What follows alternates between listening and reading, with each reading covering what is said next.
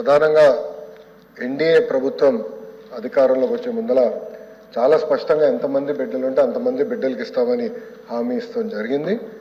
ఆ హామీకి మేము కట్టుబడి ఉన్నాం. రెండో అంశం అధ్యక్ష, అందుకే గైడ్ లైన్స్ రూపొందించడానికి కొంచెం సమయం కావాలని అడిగాం. నేను కూడా ఇది కొంచెం సీరియస్గా తీసుకుంటున్నా.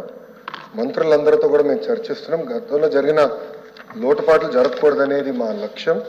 మీరన్నట్టు గతంలో 15,000 రూపాయలని, తర్వాత అది కాస్త నెక్స్ట్ ఇయర్ 14,000కి అయింది, తర్వాత 13,000కి అయింది.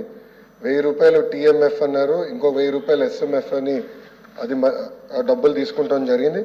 అంతేకాకుండా ఎలిజిబిలిటీ క్రైటీరియా కూడా మార్చడం జరిగింది అధ్యక్ష.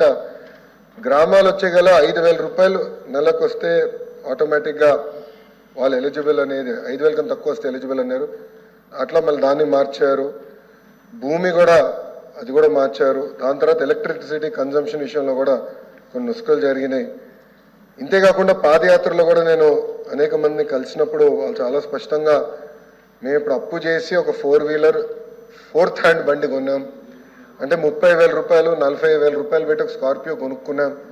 ఇమీడియట్గా తీసుకున్న వెంటనే మా తెల్ల కార్డు పోయింది, దానివల్ల మాకు రావాల్సిన సంక్షేమ కార్యక్రమాలన్నీ పోయినాయని వాళ్ళు నాకు చెప్పడం కూడా జరిగింది. ఇది కూడా మేము డిస్కస్ చేస్తున్నాం. ఎందుకంటే గ్రామ సచివాలయం, వార్డు సచివాలయాలు స్వామి గారి కింద ఉంది, మళ్ళీ ఆర్టీజీ నా కింద ఉంది. మీ ఇద్దరం కూర్చుని డేటాని కూడా ప్యూరిఫై చేయాలి, పకడ్బందీగా ఇది అమలు చేయాలనేది లక్ష్యంతో మేము చేస్తున్నాం అధ్యక్ష. సో మీకు ఎలాంటి సందేహంలా అవసరం లేదు. అర్హులు ఎంతమంది ఉన్నా ఇవ్వాలనేదే ఎన్డీఏ ప్రభుత్వం లక్ష్యం. అది మేము సాధిస్తాం. రెండోది, ఇది బోత్ ప్రభుత్వం ప్రైవేట్ పాఠశాలలకు వెళ్ళే విద్యార్థులకి వర్తిస్తుంది. ఇంకో పక్కన పెద్దలు అన్నట్టు అధ్యక్ష, 2019 నుంచి 24తో పోల్చితే ప్రభుత్వ పాఠశాలలో సుమారుగా 72,000 మంది విద్యార్థులు తగ్గారు అధ్యక్ష. ఇది కూడా మేము చర్చిస్తున్నాం. ఎందుకంటే నాడు నేడు కార్యక్రమం ద్వారా వేలాది కోట్ల రూపాయలు ఖర్చు పెట్టిన విషయం వాస్తవం. కానీ ఎందుకు విద్యార్థులు తగ్గారు? గత ప్రభుత్వం సిబిఎస్ఈ తీసుకొచ్చింది, సిబిఎస్ఈ మళ్ళీ బోర్డ్ ఎగ్జామ్స్ అని పెట్టారు, తర్వాత ఐబీ గురించి ప్రస్తావించారు, టోఫుల్ గురించి కూడా ఒక ప్రశ్న ఉంది, దాని గురించి కూడా మాట్లాడతారు. కానీ నిర్ణయాలు తీసుకున్నప్పుడు, విద్యారంగంలో నిర్ణయాలు తీసుకున్నప్పుడు చర్చించాల్సిన అవసరం ఉంది.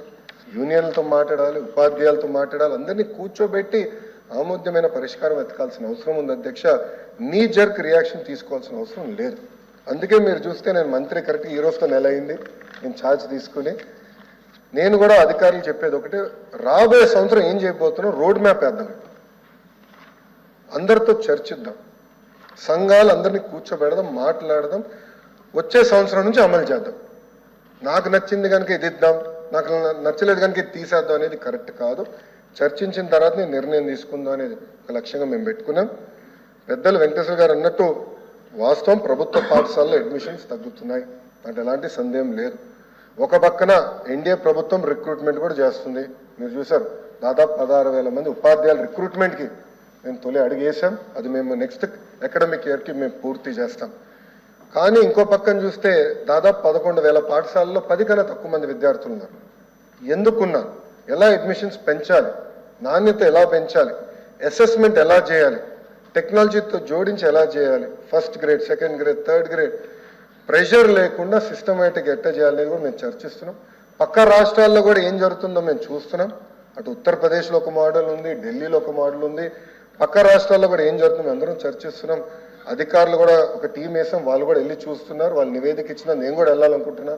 వెళ్ళి ఏం చేస్తున్నారో మోడల్ చూసి మన రాష్ట్రానికి కరెక్ట్ మోడల్ ఏంటనేది రూపొందించి అది మీ ముందర పెట్టి అందరు అభిప్రాయాలు తీసుకున్న తర్వాత మళ్ళీ ఆంధ్ర రాష్ట్ర ప్రజలు తల్లిదండ్రులు ముందలు పెడతా వాళ్ళ అభిప్రాయాలు సేకరించిన తర్వాతనే వచ్చే అకాడమిక్ ఇయర్ నుంచి మేము అమలు